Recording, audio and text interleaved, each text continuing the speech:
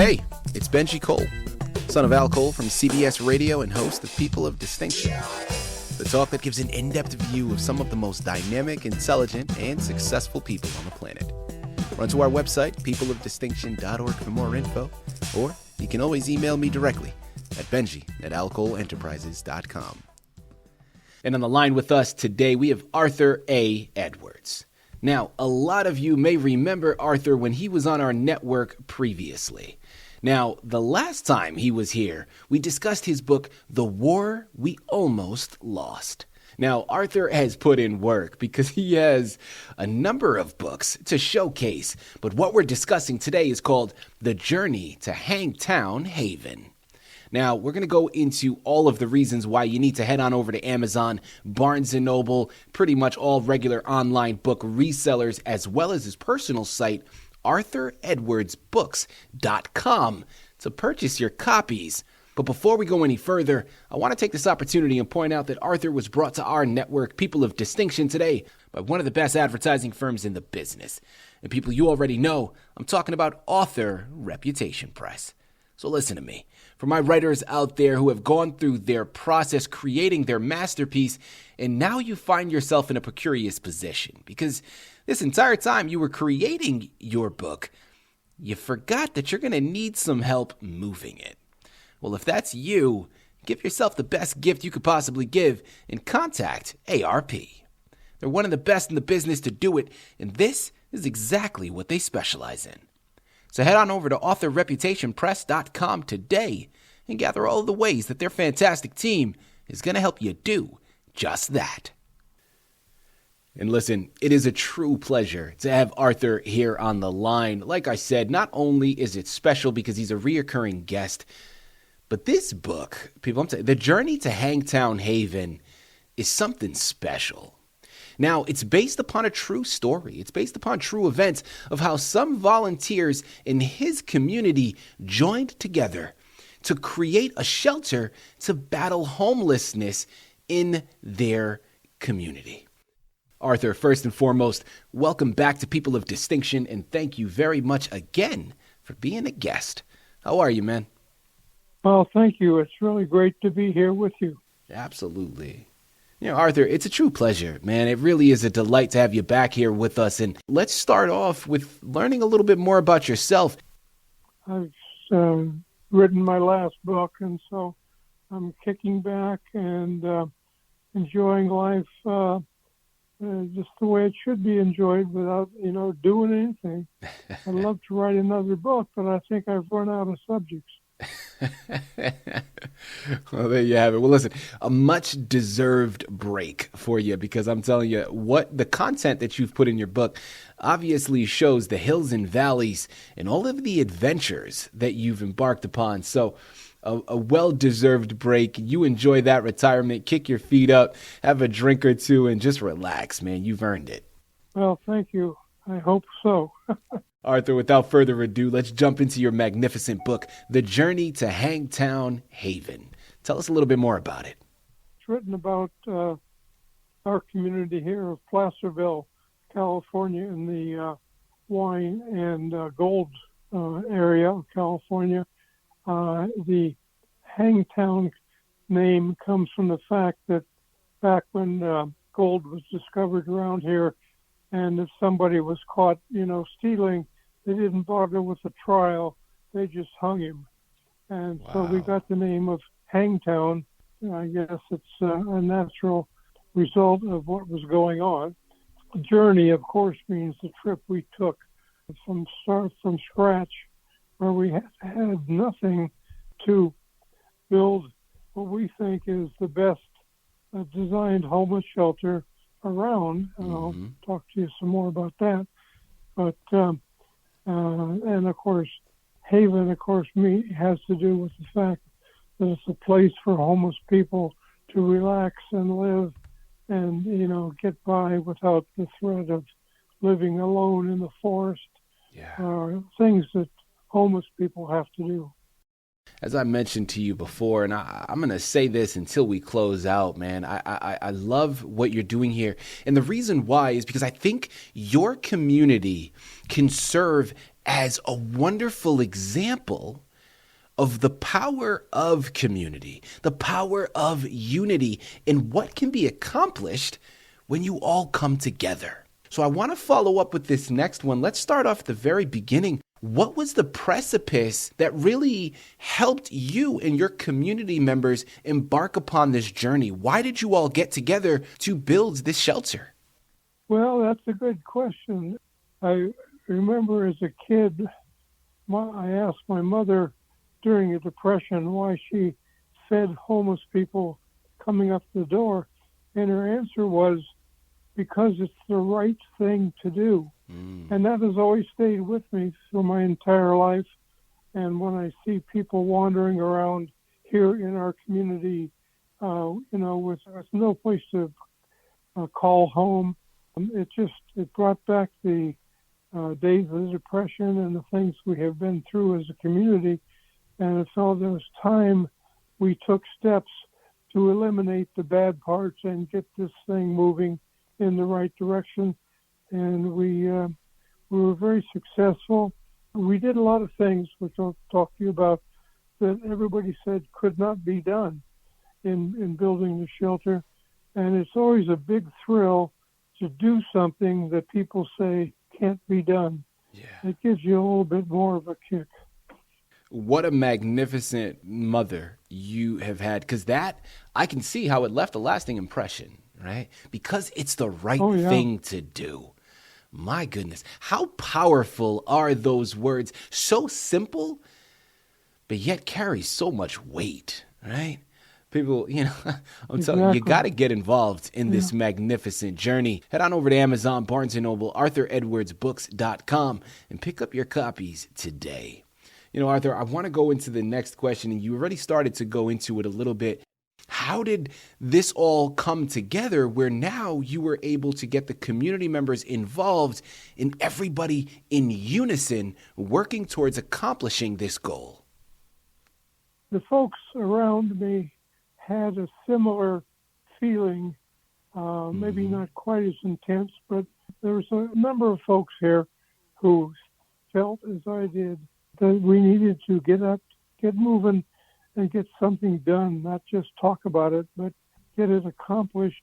And I encouraged them and searched them to see what they really felt, and was able to identify a group that was willing to sacrifice whatever it took to get this thing moving and to get people who otherwise wouldn't have a place to live.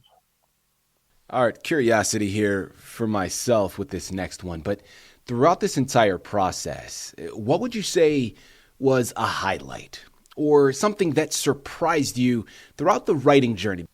Well, it was getting the support from people who read it and didn't believe it could be done either. I had a lot of that.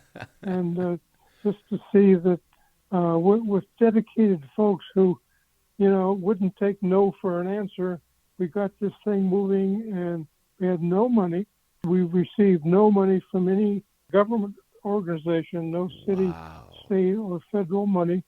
We went out, and it's funny how much more money you can bring in when you have something to show them. Yeah. So we built some things without any money and invited people in, and they donated, and we raised almost $65,000 just doing that. Whoa. With people in the community. And it's really funny. And that, to answer your question a little bit better, that's what surprised me the most, made me the happiest, was when we started doing something, the reaction we got from the community, who was otherwise, quiet and not doing anything, suddenly saw there was someone to kind of lead them. And we particularly got support from the mayor here. People, listen, can we acknowledge how impressive that is? I mean, he's talking about raising $65,000 without government assistance. That's just the power of community. That's the power of the human spirit in a collective manner. I'm telling you, listen, now you understand and you get why Arthur is an absolute embodiment of a person of distinction. It's pretty incredible stuff here. Arthur, as we close out of this book, I do want to give you an opportunity to go into another one of your titles.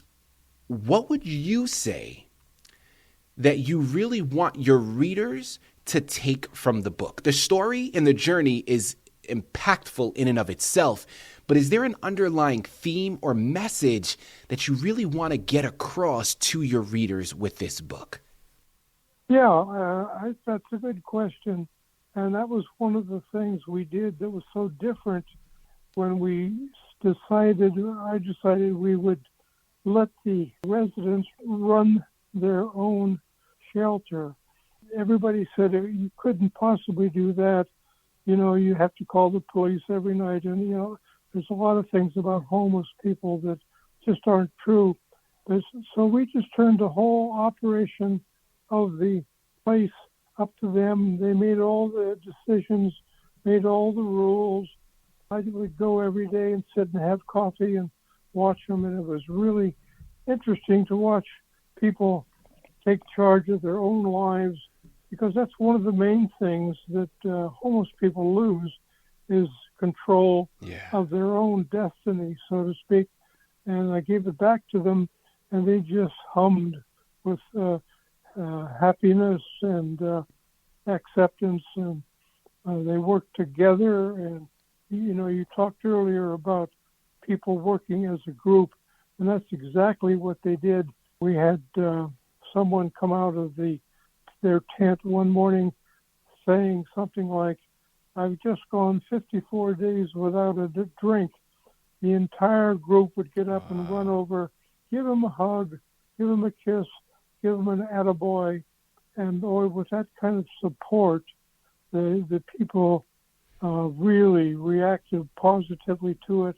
And we got things done that no other place that we heard of could quite accomplish. Yeah. These are the stories that I live for. These are the stories that I love having on our network and being able to showcase, because it gives such a sense of pride to be able to utilize people of distinction as a microphone to get this out to the masses. I'm telling you, this is something incredible, but this is just the start. This is only the beginning. As I mentioned, Arthur has put in some work. So last time he was with us, we talked about his book, The War We Almost Lost. This time, we talked about his magnificent book, The Journey to Hangtown Haven. Well, he has two other books also that you're going to want to check out as well. One is called War is Hell, and the last one, A Hero's Life. Well, out of those other two books, Arthur, give us a brief synopsis of what to expect once they're available and we pick them up. The Hero's Life is based on some true events during the Korean War. You'll notice the person on the cover of the book just getting into his fighter plane. Mm-hmm. That was my cousin, Jim, who was killed 2 weeks after this picture was taken in an accident. So sorry. And the Air Force was having all kinds of accidents during that period with that airplane, the F-86, and they refused to do anything about it. My book is a tale of the stupidity of the Air Force in letting the problem go on, and the people that were killed in it because of it. And so I made a story out of it based on those events. And I don't know, I suppose if I had written it during the Korean War, I would be in jail because I think that was probably top secret information at the time. But it was so terrifying to read about the trouble that they were getting into because they just refused to fix the problem. And that's what the book's about. Mm. Listen, that I think touches upon a harrowing realization when it comes to, and we can dive down the rabbit hole, and that'll be for another show. But when we're talking about this country and the negligence that this country has shown, time and time again. I mean, as unfortunate as it is, there have been plenty of examples where the government has let down its citizens. And as I mentioned, people, we can dive down the rabbit hole, and that's a long discussion in and of itself. But it starts with this book, A Hero's Life. Arthur, as we close out of here, man, we have discussed so much information today, but is there anything that we haven't yet touched up on that you really want to incorporate and make sure our listening audience is aware of? Well, I'd like to talk about the issue of having women in the homeless shelter. Everybody said it couldn't work, that we needed to, put the women 200 yards away and build a fence around them. And we said, baloney. Mm-hmm. I got the guys together and said, look, fellas, we're bringing women in, and you are to be their brothers and look upon all the women as your sisters, and you are to take care of them, be responsible for them. And so instead of doing what we were told to do, we put women in every other place, be a man in a tent, and then a woman in a tent, and then a man in a tent. And the men knew that they were taking care of the women. And the people in the area heard what we were doing and thought we were crazy, but we got people finally believing that women were safe and taken care of in the homeless shelter. And that's a very important thing, because a lot of homeless shelters, have trouble with that. But we didn't. We made it because the guys all knew that the women around them were their sisters, and they would treat them like that and take care of them. I love that, Arthur. And listen, I think it is a true testament to the foundation that was laid, right? Not only by you, but everybody else that was involved in this process, because we can coexist, right? All there needs to be is that respect and that foundation that's laid ahead of time, but you clearly can see it can be done. Yeah. And we heard about a couple living a few blocks away from the homeless shelter. We had a couple of kids, and he had lost his job, and he had no money, was really in bad shape. Well, we heard about it, and the people, not because I told them to, but the residents of the shelter all got together, raised as much food as they could find, as much money as they could get together, clothes they didn't need. They got in our car, and we drove up. They drove up to the house, knocked on the door. The guy came to the door, and the homeless folks gave them bags of food, clothes, and almost $200 in cash to live on till he got a job. And the guy was so he just tears running down his cheeks. He said, "My God, all this from homeless people who have nothing of their own, got together and raised enough for us to live on until I can get a job." And that's the kind of thing that happens when people are living together and working together. And, the old, I believe it was Christ that said, nobody goes to heaven until everybody goes to heaven. Mm-hmm. And that was the attitude that we had at the shelter, that everybody pulled together. Love that. I love that. Listen, it ties back to the human family. We are all connected in what we can accomplish when we come together, and how powerful we are upon uniting. I mean, that's something incredible. Yeah. Arthur, this has been a true pleasure. Man, you are magnificent and someone that needs to be reckoned with. I know you said you're in your retirement stage now, but selfishly, I'm hoping you come out of it just to write another narrative, because what you've been able to do is impressive, and we want more, okay? Hopefully that happens. Thank you. Fingers crossed. But, of course, enjoy that retirement, man. You deserved it. Arthur, this has been a true pleasure. Thank you once again for being a guest on People of Distinction. Thank you. Yes, I enjoy it very much.